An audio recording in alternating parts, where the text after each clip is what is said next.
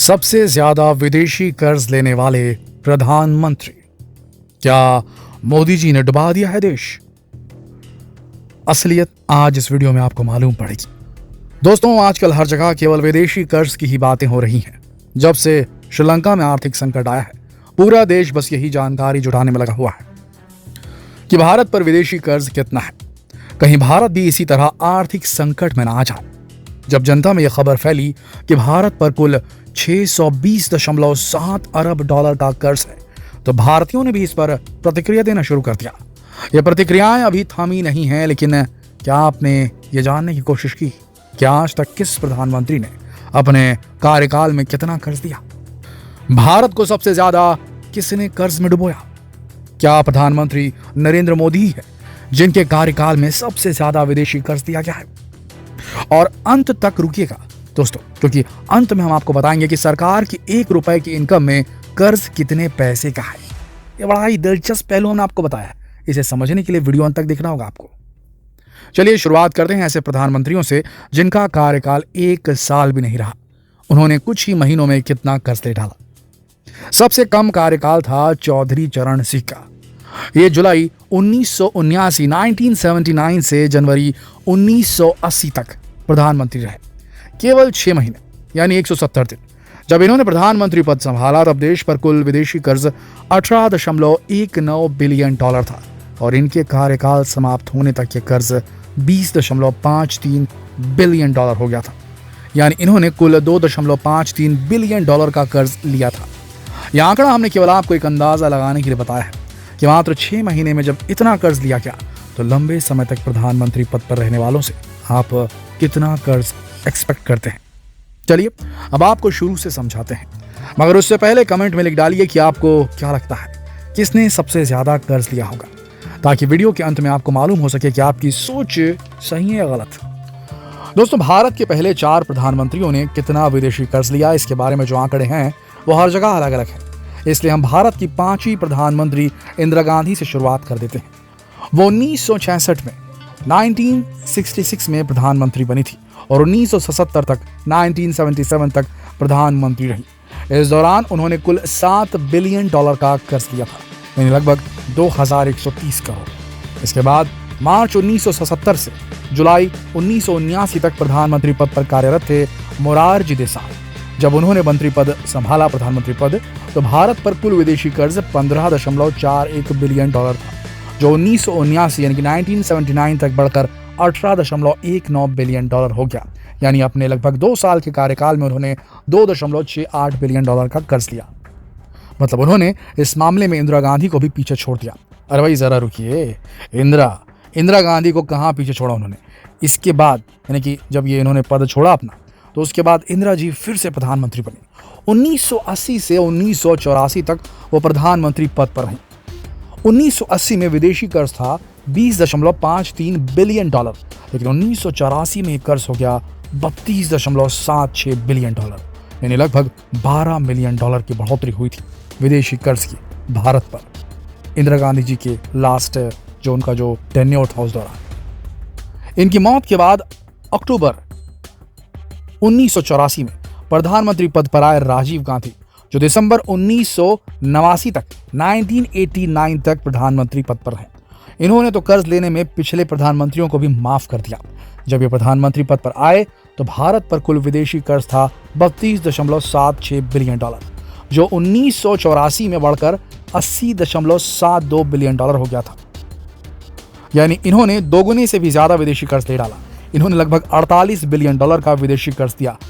अरे आप अपनी जगह पर ही है ना, कहीं सुनकर जमीन तो नहीं खिसक गए? जब आप सबसे ज्यादा विदेशी कर्ज सुनेंगे तब तक तो बैठे ही रहिए, तो ये कुछ भी नहीं है। 1999 में भारत के प्रधानमंत्री बने विश्वनाथ प्रताप सिंह, जो नवंबर 1990 तक इस पद पर है।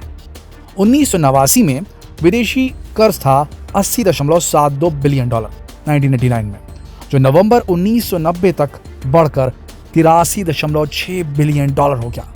इन्होंने अपने 11 महीने के कार्यकाल में 3 बिलियन डॉलर का कर्ज लिया था, यानी 21,000 करोड़ का कर्ज। इसके बाद काफी कम समय के लिए जो प्रधानमंत्री रहे वो थे चंद्रशेखर, जो केवल 223 दिन के लिए प्रधानमंत्री पद पर रहे।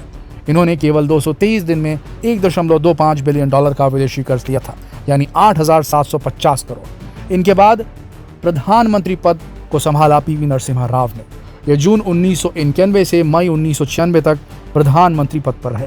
1991 में भारत पर कुल विदेशी कर्ज था 84.85 बिलियन डॉलर, जो 1996 में 93.97 बिलियन डॉलर हो गया था। वैसे इसके बाद केवल 10 महीने के प्रधानमंत्री बने थे HD देवेगौड़ा। ये जून 1996 से अप्रैल 1997 तक इस पद पर कार्यरत थे, केवल 324 दिन के लिए। इन्होंने अपने कार्यकाल में केवल 0.36 बिलियन डॉलर का कर्ज लिया था, यानी 2520 करोड़ का।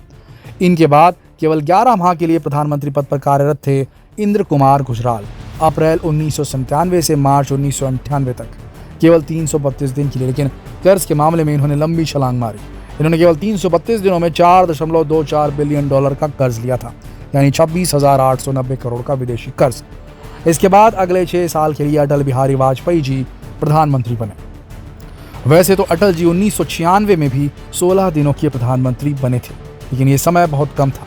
मगर माना जाता है कि 1998 से मई 2004 तक प्रधानमंत्री पद पर रहकर अटल बिहारी जी ने सिखाया कि प्रधानमंत्री पद कैसे संभाला जाता है। मगर कर्ज लेने के मामले में ये भी पीछे नहीं थे। 1998 में भारत पर विदेशी कर्ज जो था वो कुल था 98.33 बिलियन डॉलर, जो 2004 तक 123.64 बिलियन डॉलर यानी कि 1,77,000 करोड़ से भी ज्यादा हो चुका। दोस्तों अब आप सुनिए महानता की कहानी। इनकी महानता के ऊपर, इनके कार्यों के ऊपर किताबें लिखी गई, मूवी बनाई गई, लेकिन इनके विदेशी कर्ज की सीमा सुनकर आप भी सोचेंगे कि क्यों यार, आखिर क्यों इन्हें महान पीएम का टैग दिया गया, महान अर्थशास्त्री का टैग दिया गया। खैर, अगर आपको इससे क्यों का जवाब मालूम है तो आप कमेंट में बता दीजिएगा।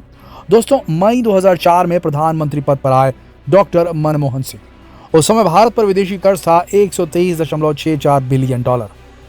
भाई इनके कार्यकाल तो अलग अलग बताने पड़ेंगे, क्या करें, कर्ज ही इतना लिया इन्होंने। अपने 2004 से 2009 तक के कार्यकाल में इन्होंने कर्ज के लिए 133 बिलियन डॉलर का, यानी इंदिरा गांधी से लेकर अटल बिहारी वाजपेयी तक देश में जितना कुल विदेशी कर्ज लिया गया था उससे भी ज्यादा कर्ज इन्होंने 5 सालों में ले डाला। अभी तो और सुनिए, अभी खत्म नहीं हुआ है। सन 2009 में ये फिर से भारत के प्रधानमंत्री बन गए। जब 2014 में इन्होंने प्रधानमंत्री पद छोड़ा तब तक भारत पर कुल विदेशी कर्ज 440.61 बिलियन डॉलर हो चुका था, यानी 2004 के 123 बिलियन डॉलर से 2014 के 440 बिलियन डॉलर तक का सफर कैसा रहा ये तो वही जाने। हम कहाँ कुछ कह रहे हैं, हम तो बस इंटरनेट पर उपलब्ध आंकड़े आपको बता रहे हैं। यानी लगभग 22,19,000 करोड़ का कर्ज लिया था। इसके बाद आते हैं प्रधानमंत्री नरेंद्र मोदी जी, जो 2014 में प्रधानमंत्री बने थे। सन 2014 में भारत पर 440.61 बिलियन डॉलर का विदेशी कर्ज था, जो आज 2022 में 620 बिलियन डॉलर हो चुका है। इन्होंने अपने पहले कार्यकाल में 120 बिलियन डॉलर का कर्ज लिया था। 2019 में भारत पर कुल कर्ज 560 बिलियन डॉलर था। अब इनका दूसरा कार्यकाल चल रहा है। 2014 से अब तक की लगभग 180 बिलियन डॉलर का विदेशी कर्ज ले चुके हैं। कहा यह जा रहा है कि मोदी जी ने ही देश को इतने कर्ज में डुबोया है। अब आंकड़े आपके सामने हैं, आप खुद ही हिसाब लगाकर बताइए कि किसने भारत को कितने कर्ज में डुबोया है। दोस्तों जैसा कि हमने वीडियो की शुरुआत में बताया था कि हम बताएंगे कि सरकार की 1 रुपए की कमाई में कितना कर्ज है। फरवरी में मोदी सरकार ने अपनी आय और खर्च का ब्यौरा देते हुए बताया था कि सरकार की 1 रुपए की आय में 35 पैसा कर्ज का है और 20 पैसा ब्याज का भुगतान करने में चला जाता है। बचते 45 पैसे हैं, उसी में देश चलाना है, उसी में डेवलपमेंट करना है, उसी में रोजगार उत्पन्न करना है, उसी में देश को आगे लेके जाना है। कितना मुश्किल सोचे दोस्तों। ये सब आंकड़े हमने खुद नहीं बनाए हैं, ये सभी इंटरनेट पर उपलब्ध जानकारियों, सूचनाओं और खबरों से एकत्रित किए गए हैं। दोस्तों इस पूरी चर्चा में आपकी क्या राय है, क्या लगता है आपको, आपका क्या कहना है, कमेंट सेक्शन में जरूर लिखें। कल फिर मिलते हैं एक और दिलचस्प वीडियो में। तब तक के लिए आप सबका इस वीडियो के अंत तक बने रहने के लिए दिल की गहराइयों से धन्यवाद।